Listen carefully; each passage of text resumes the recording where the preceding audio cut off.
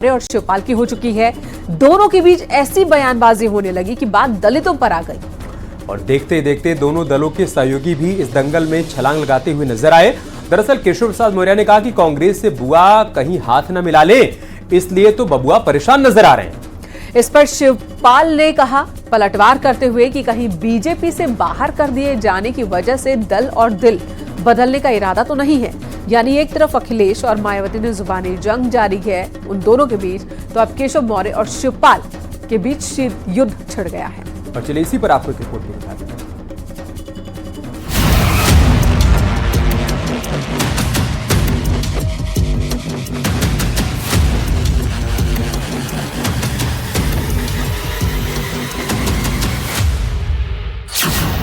उत्तर प्रदेश की सियासत में एक बार फिर दलित पर दंगल शुरू हो चुका है।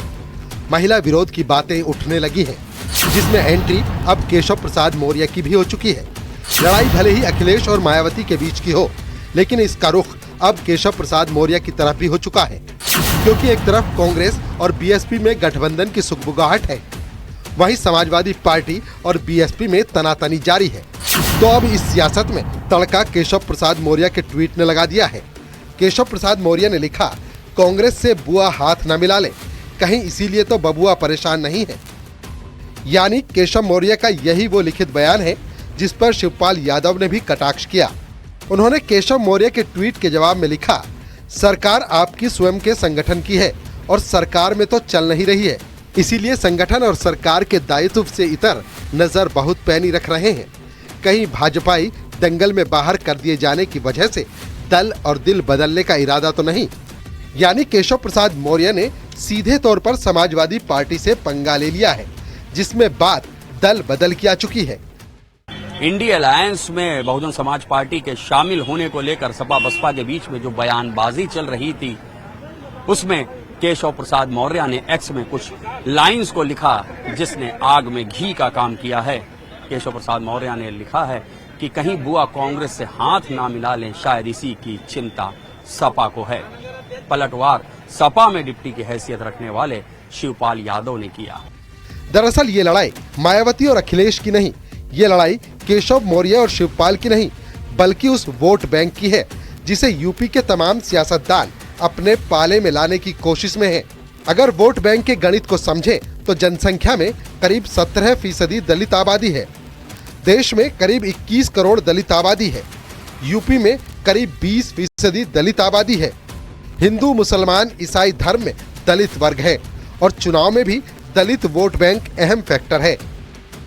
मतलब साफ है, एक तरफ मायावती और अखिलेश दलित वोट बैंक की खातिर आमने सामने हैं, तो वहीं केशव प्रसाद मौर्य और शिवपाल यादव के बीच भी ठन चुकी है। हालांकि ओपी राजभर की पार्टी केशव मौर्य के पक्ष में उतर चुकी है।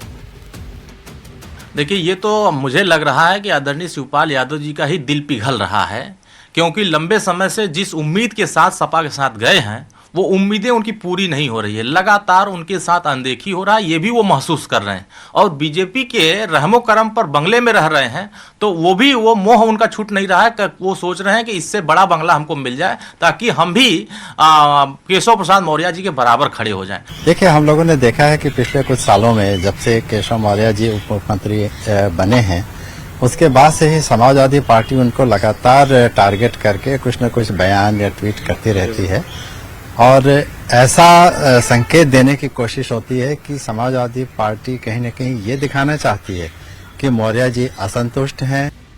खैर, ये उत्तर प्रदेश की सियासत है, जहां बीजेपी सत्ता में है तो समाजवादी पार्टी मुख्य विपक्षी पार्टी। ऐसे में भले ही लड़ाई किसी भी दल की हो, लेकिन आंच हर तरफ फैलती है, जिसमें नंबर केशव मौर्य और शिवपाल यादव का लगा है। Bureau report, news 18।